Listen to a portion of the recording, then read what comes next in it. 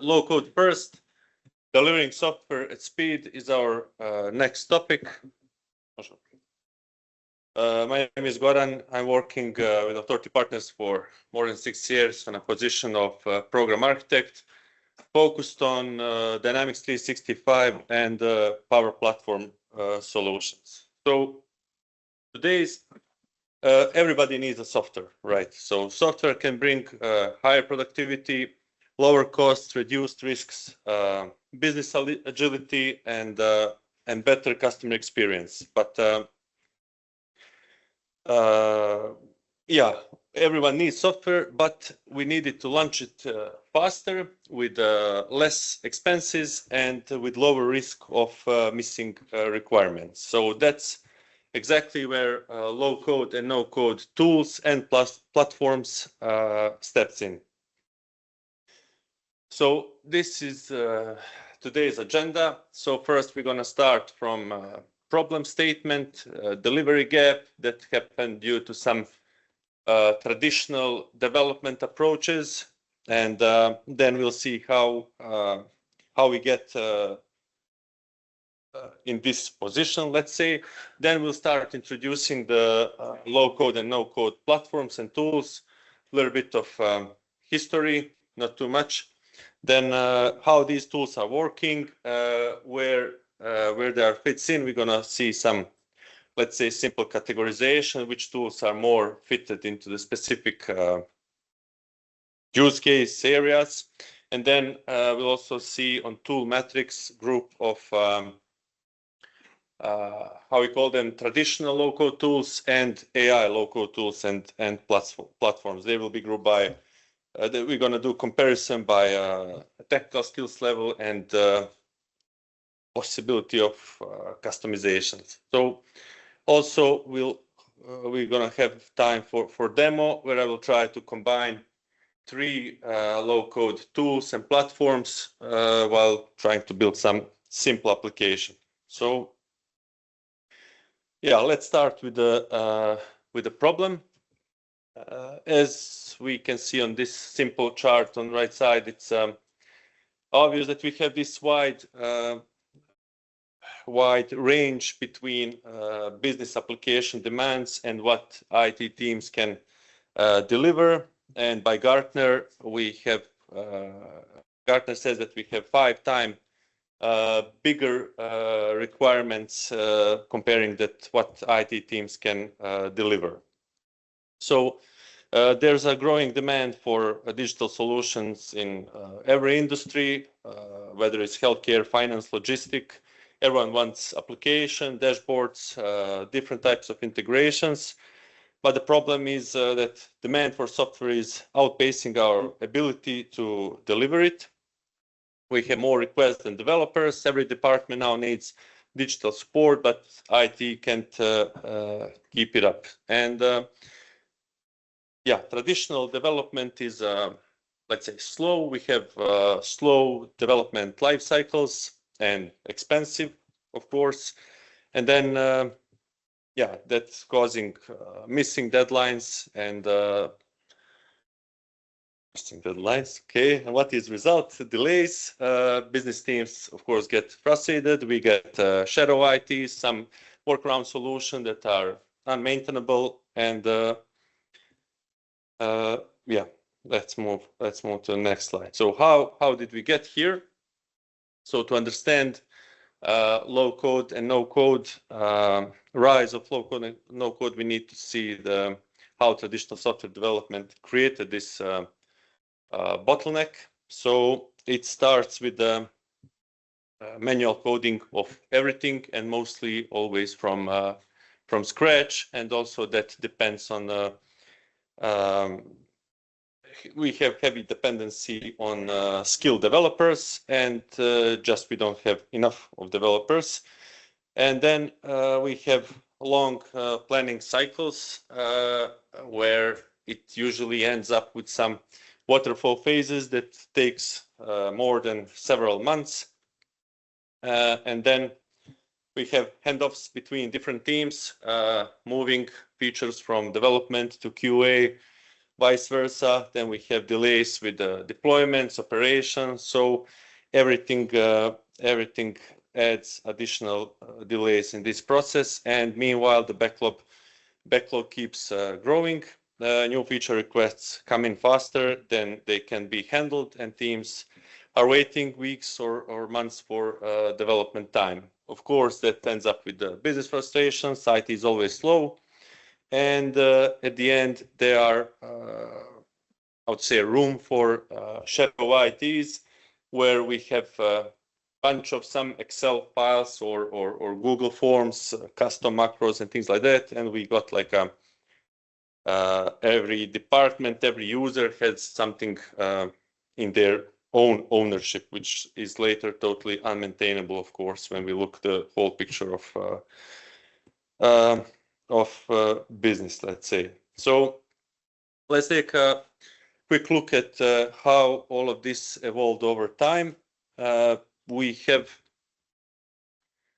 like around 15 years ago, there is like foundation of low-code and no-code platforms. Initially, we had OutSystem and Mendix tools that were still used by IT teams, and mostly the usage of those tools were building internal applications. Then in next phase, in next 5-6 years, we are getting more and more low-code platforms in the market, and platforms like Salesforce and Power Platform made it possible for non-developers to build applications too. And here in this period, we get that, how to say, term, citizen developer. So then next phase, next phase is AI coding assistance emergence, and here we have GitHub Copilot, ChatGPT, and others, where we get how to say, boosted way of traditional development. So inside, let's say, development environments like Visual Studio, we got extensions that helps us write code much faster. Then next is AI comes into the low-code platforms as well. This means that these traditional platforms, how we call them, also getting the AI assistants involved.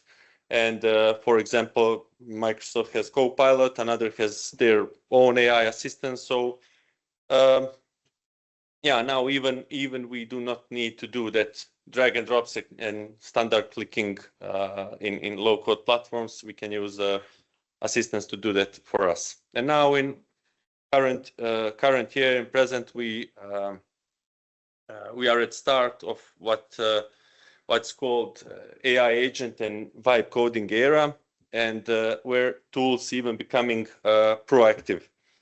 It's not just about speeding up development anymore. It's about changing how we develop entirely. So maybe just to quick summarize here, that beginning part of that, let's say, starting timeline is we call those tools like traditional low-code tools.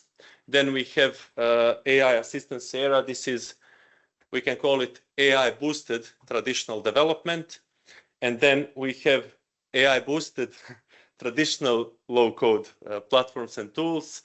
And this is, let's say, era of AI tools and platforms. Okay, so why these platforms actually working well? First and most important thing is, I would say, faster time to market, speed. Now development of applications often takes sometimes even a few days instead of months as before.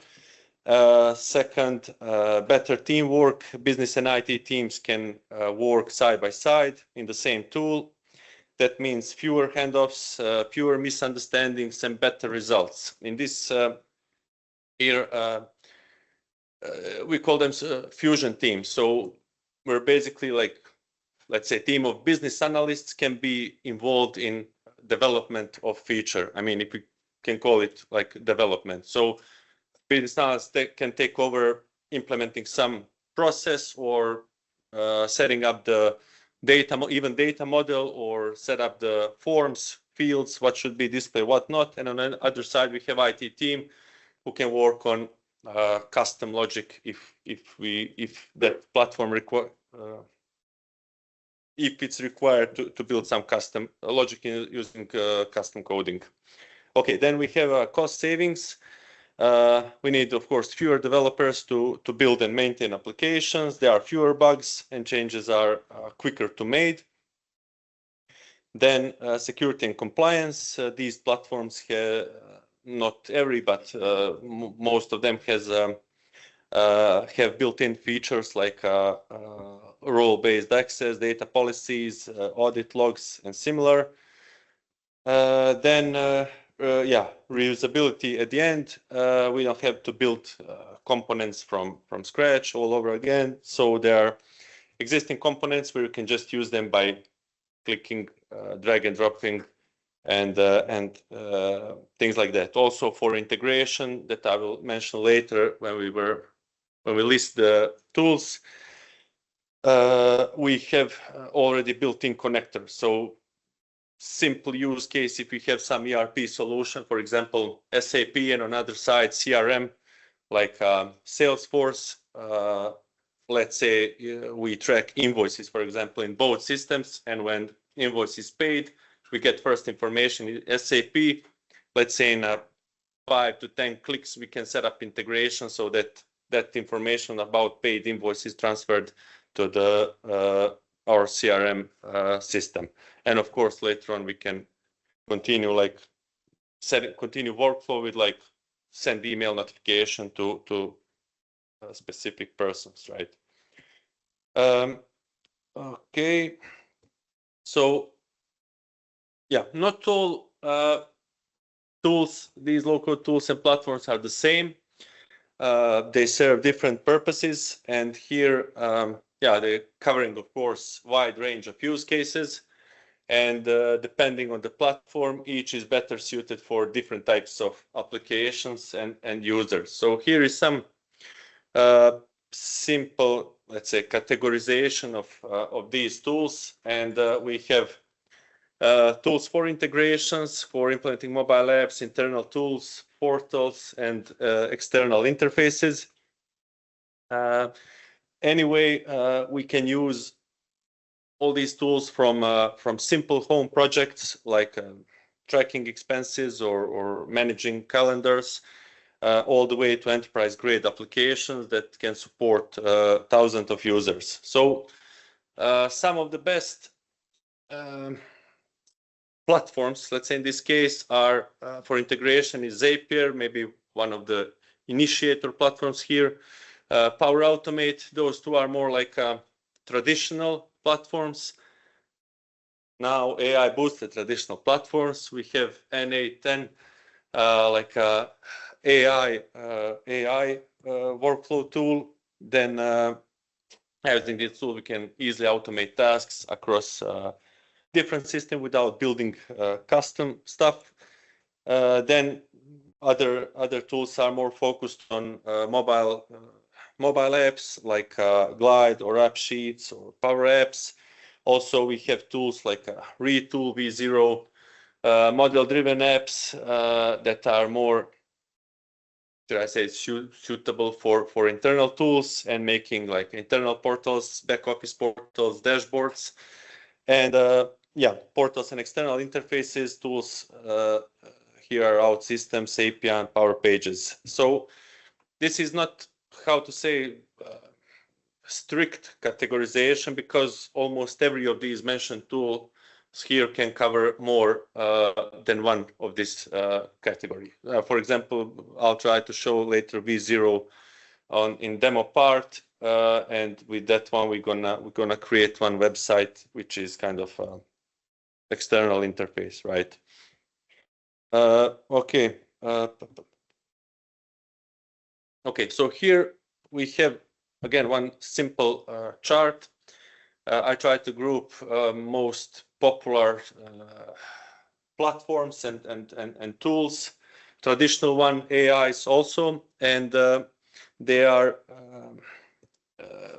how to say set here in this chart based on these two parameters. I don't know if this is visible there, but on vertical side we have technical skills, like which technical level is required for user in order to use one of these tools and to build apps or workflows. And on the other side, on horizontal, we have control and customizations, which position tools, like how much they are flexible for additional customizations. So yeah, as already mentioned, previous slide down left, we have Zapier and Power Automate, which are integration tools, and basically only with just clicking we can connect different systems, as we mentioned. So if we move then around middle, there are almost every traditional low-code platform. Here we have Oracle Apex, and Appian, Mendix, Zoho, OutSystems, and others. And then we have on top right corner tools like Windsurf and Cursor. Here we are entering the space of AI coding assistance. So these are designed tools for developers and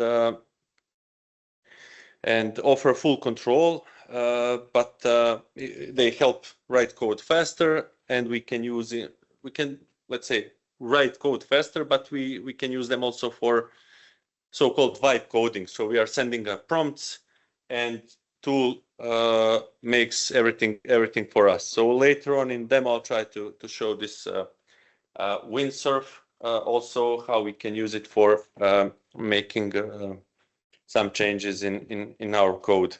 So again, same works as for previous categorizations.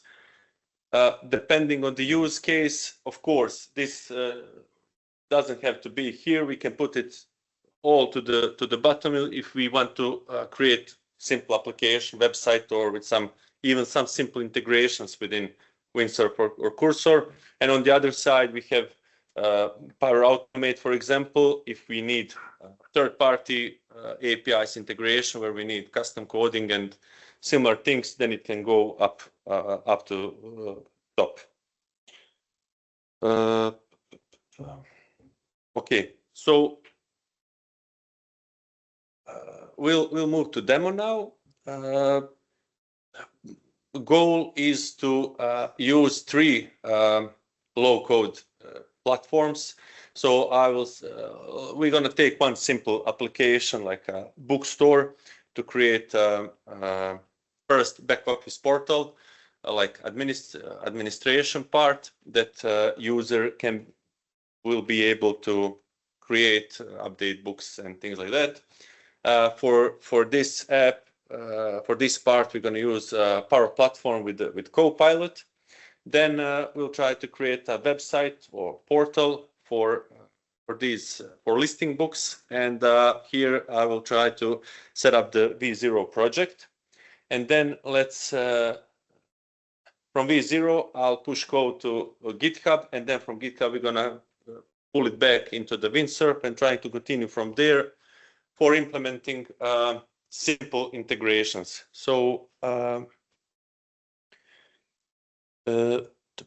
okay. Sorry, now I need 1 second to do this stuff. What could we?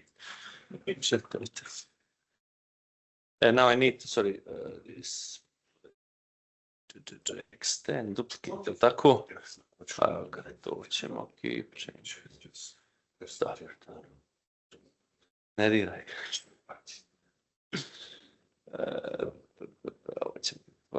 Okay. Yeah, let's start from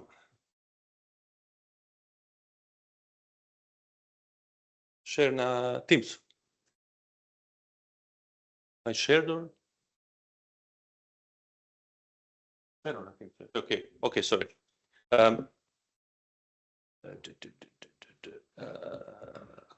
Copilot within Power Platform is still not so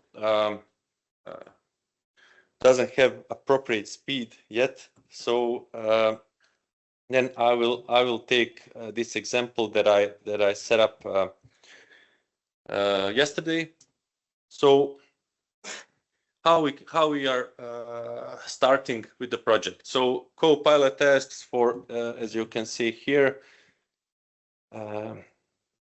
we can enter a prompt to describe a problem that we want to find solution for it. And I had some simple prompt here to, as you can see here, this was initial prompt, like create model-driven app for bookstore. I want to be able to manage books from here. And then Copilot will give me it will go step by step. First, it will, based on the input, it will suggest user requirements. After they are rendered, I can do the update and similar things. For example, initial proposal was here to have different security roles. One will be administrator, another will be the regular user for entering books, because I also wanted to have a flag on the book if it will be visible on the website or not. So I simplified this by just selecting the one security role called store manager. Here we have this user story details. And then next thing is based on our requirements that we confirmed. Data model is suggested. So again, initially Copilot suggests more than 4 or 5 tables here, entities, and I said, like, let's keep it simple. We want only to have a book entity and book comment that will be related with the book. Okay, then on the right side, there will be, hopefully, yeah, here, data model prepared. After confirmation, it suggests technology. This means in Power Platform or like which type of application, because we have different types of applications here. So I said I want model-driven app, which is kind of administrative application for book management in this case. Okay, after everything confirmed, you need just one click to initiate agent to start building these things for us, and it ends up in the system by one solution created. Solution is something specific for Power Platform. It's like a container of all our customizations. And as you can see, for example, here we have 2 tables created, book and book comment, with all fields that we need. And also we have one application included, bookstore management. Okay, if I run this application, okay, so everything here is done without even drag and drop and clicking. You know, just Copilot did everything for us here. Only thing, I had some scripting background to fill the test data, but even that can be done with the Copilot if I suggested earlier. So thing about this Power Platform is that we cannot affect too much layout and design. We can play around with colors only. We can add new navigation stuff on the left side, things like that. And if we open one of the books, there will be some basic information here, like name, title, description, and rating. Okay, so this is first part of demo. Now let's say, okay, this is for back office user. Now let's say we want to have a website that will list all of our books. let's move now to V0. I will create a new project here.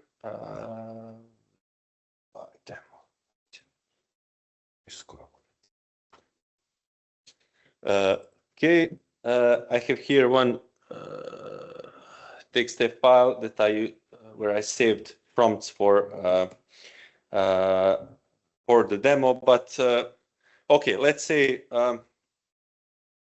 create bookstore store application. Create a landing page with books listing. Let's keep it simple for start. So V0 is actually a great tool because we can. You'll see in a couple of seconds, I would say that the full app will be generated. Also, there's great feature where you can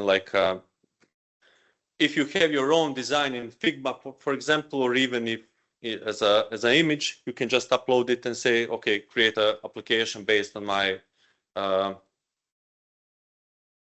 my design. Okay.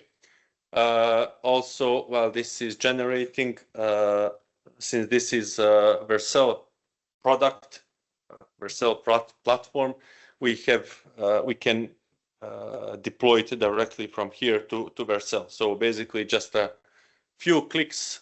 In just a few clicks, we can have our website in the production. Okay, let's see like this. Something is happening. As you can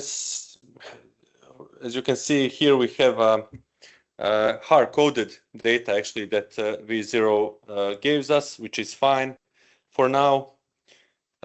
Okay, so this is our website. Maybe okay. Let's say like this. Remove.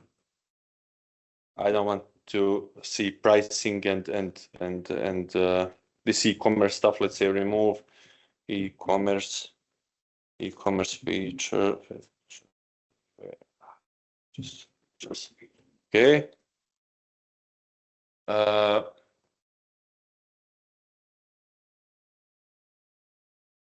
Okay, so what's said?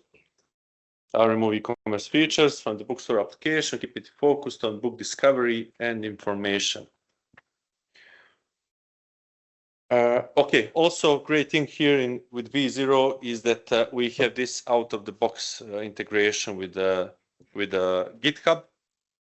And okay, after this is finished, I want to create a new repository there in order to be able to later continue coding from another tool. Let's wait for a few more seconds. This will be quick, I think. This GitHub integration is still in demo phase, but from this small testing that I did, it works so far so good. So yeah, we don't have any more pricing stuff, and I will call it like possibility to add in cart and so on. So yeah, let's say I want to put this in repository live demo.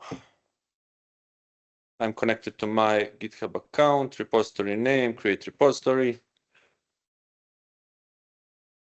Okay, this should be done also in a second.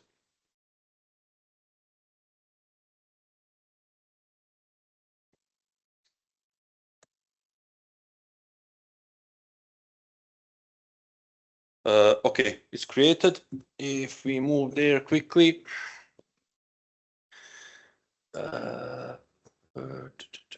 stories, I should be able to see now live demo. Okay, code is here. Main branch Vercel bot checked in this for us, and everything seems fine. So I can also do maybe initial deployment from here to Vercel. Let's see if this will work.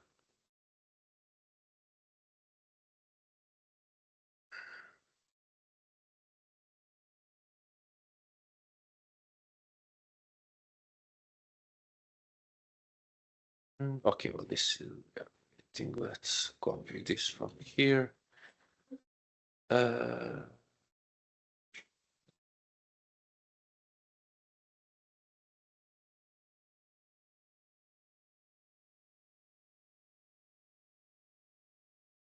What's going on in background? Creating an optimized production build.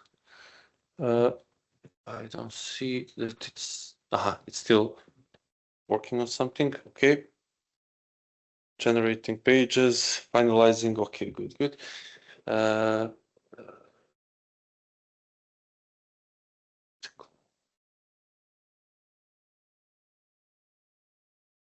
Meanwhile, I'm gonna pull code from GitHub on my local machine so I can take it over then from the windsurf. Okay, this is this seems deployed. Good. Didn't work yesterday. It's good. So already progress. Okay. So let's go to windsurf. I'm gonna, yeah, but this will be, never mind. You'll see. Live demo. Let's open our code here. Okay, now we are in windsurf, and yeah, let's say okay, while this is loaded. Okay, let's say next thing that we want is some custom button on this book card to be able to initiate a chat with AI agent.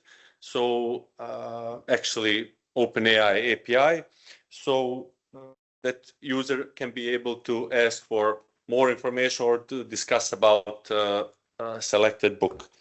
So maybe for this I can I will copy the prompt that I have saved before. So okay, let's actually do like this.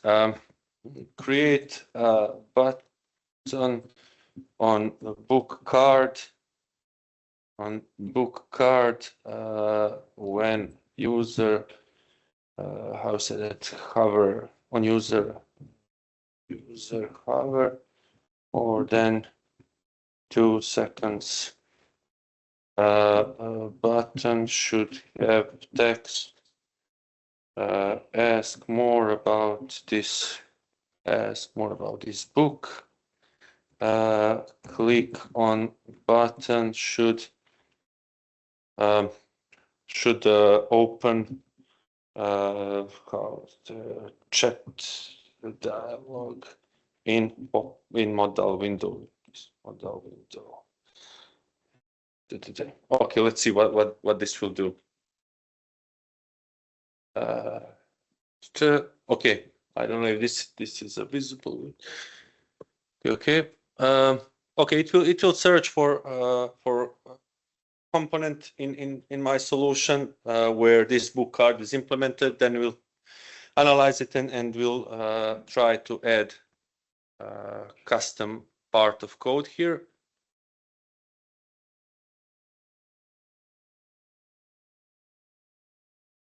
Okay, windsurf will when it inserts code in my file, it will give me option to accept or reject changes. As you can see now, it goes across different files. I think also here.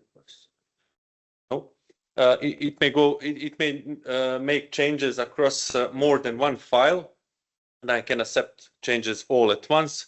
From here, I can do manually minor changes or or reject everything.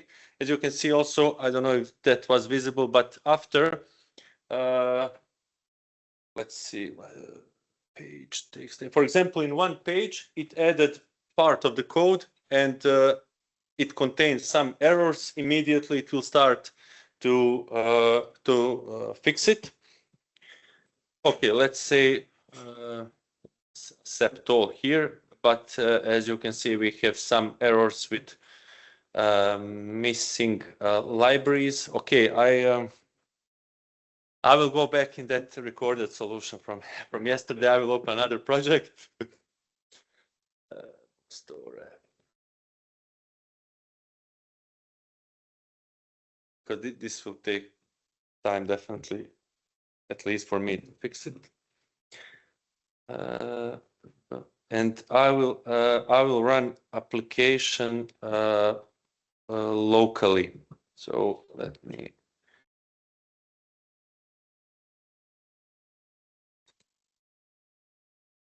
So now in this, what we see here is another project where I already executed those prompts and where I get both integrations ready. So Windsurf implemented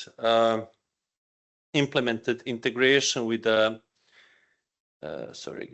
integration with OpenAI API, which we're gonna show in a couple of seconds, I hope so. And also after everything was working there, only thing manual required was to set up the environment variables file where I need to put API key. Okay, next thing. After that is done successfully, I initiate another prompt for integrating a website with a Power Platform, so that we don't have like hard-coded data, that we actually pull out live data from our back office application that we initially created. Okay. Well, this for me most interesting thing here is that yeah, what I didn't mention is this is Next.js application, and the best thing for me was that, for example, I'm working with these low-code, no-code platforms for more than 10 years, and also I have experience as a developer, as a, let's say, backend developer, but I don't have any clue about this Next.js stuff, and as you can see, I will have, actually, I already have production application in production. I'll update my LinkedIn profile with skills.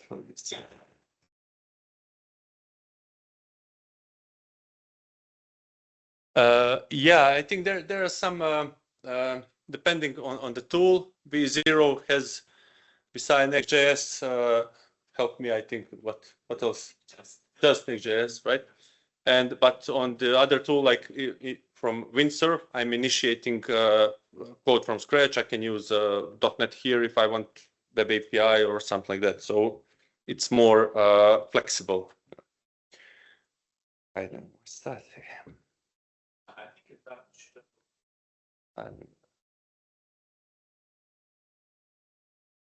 I'm Next.js expert here. Okay.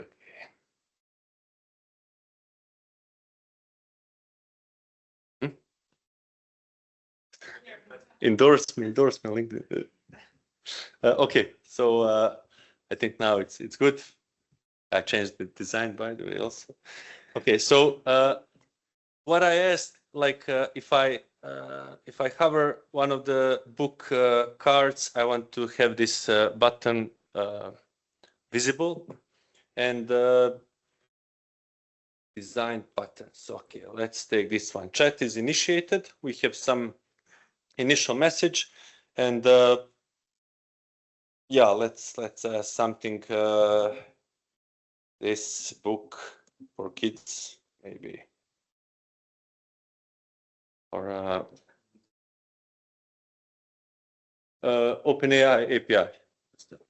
So yeah, button for kids. Okay, can you like write me a short summary 2, 3 sentences. Read the e-commerce.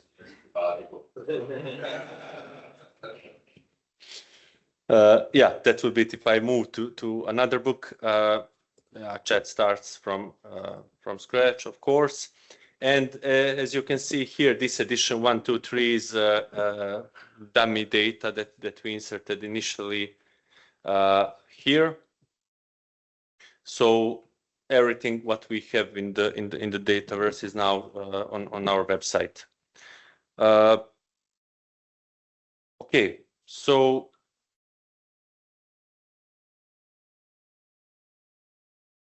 I think that's it actually. Conclusion. Let me read this quickly. Yeah, low code speeds up delivery. No code brings more people into software creation. AI enhances both, making them smarter and faster. Tools very flexible control. With these tools, we definitely have that main advantage of delivering software much faster. And here it says future is hybrid. Developers, AI, low code working together. This is, I would say, present and future.